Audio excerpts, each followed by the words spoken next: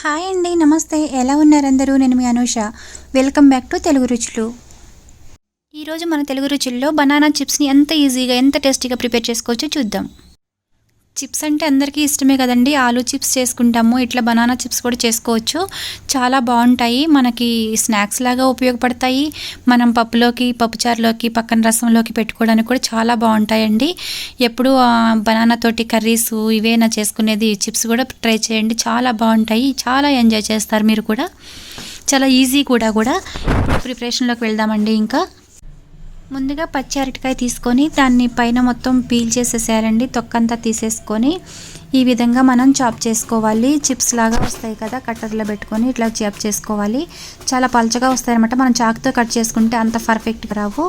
ఇలా చేసుకొని ముందుగా అన్నీ రెడీ చేసి పెట్టుకోవాలి. ఇవి ఒకసారి మనం ప్రిపేర్ చేసుకుంటే మనకి 1 వీక్ వరకు ఉంటాయండి. స్టోరేజ్ చేసుకుంటే మనం గాలిపోకుండా డబ్బాలోకి స్టోర్ చేసుకుంటే చక్కగా రోజు ఎంజాయ్ చేయొచ్చు. నేనైతే ఇక్కడ ఒకటే బనానా తోటి చేస్తున్నానండి.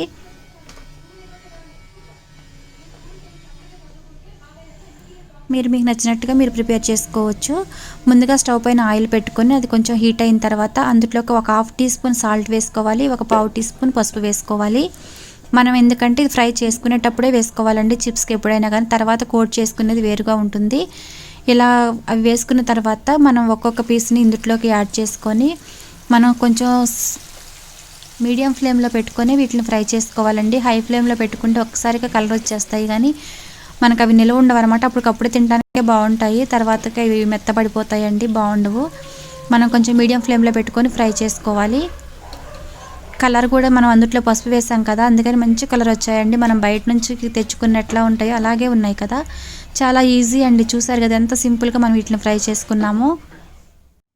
ఇప్పుడు ఇందులోకి మనం కొంచెం ఉప్పు కారం అవి కలుపుకుందామండి. అట్లా టేస్టీగా, మామూలుగా అయితే చప్పగా ఉంటాయి కదా, మంచిగా ఫ్రై అయిపోయాయి చూసారా, పట్టుకుంటే విరిగిపోతున్నాయి. ఇప్పుడు ఇందులోకి ఒక 1/4 టీ స్పూన్ నేను కారం వేస్తున్నాను, ఒక చిటికెడు ఉప్పు వేస్తున్నాను. ఎందుకంటే మనం చిప్స్ ఫ్రై అయ్యేటప్పుడు కూడా మనం సాల్ట్ వేసాం కాబట్టి సాల్ట్ ఎక్కువగా పట్టదు, జస్ట్ కొంచెం వేసుకుంటున్నాము. ఇందులోకి మీరు కావాలంటే చాట్ మసాలా వేసుకోవచ్చు, లేకపోతే కొంచెం పుల్లగా కావాలి అనుకుంటే ఆమ్చూర్ పౌడర్ కూడా వేసుకోవచ్చు. నేనైతే కొంచెం స్పైసీని ఎక్కువ ఇష్టపడతాను కాబట్టి only salt and red chilli powder మాత్రమే యాడ్ చేశాను. ఇదంతా బాగా మిక్స్ చేసుకొని చల్లారిపోయిన తర్వాత డబ్బాలోకి స్టోర్ చేసుకోండి. మీరు కూడా తప్పకుండా ఈ చిప్స్ని ట్రై చేయండి. మీకు ఎలా కుదిరిందో మీ కామెంట్స్ ద్వారా నాకు తెలియజేయండి. మరిన్ని హెల్తీ అండ్ టేస్టీ రెసిపీస్ కోసం తెలుగు రుచులు ఛానల్ని సబ్స్క్రైబ్ చేయండి, లైక్ చేయండి, షేర్ చేయండి, కామెంట్ చేయండి.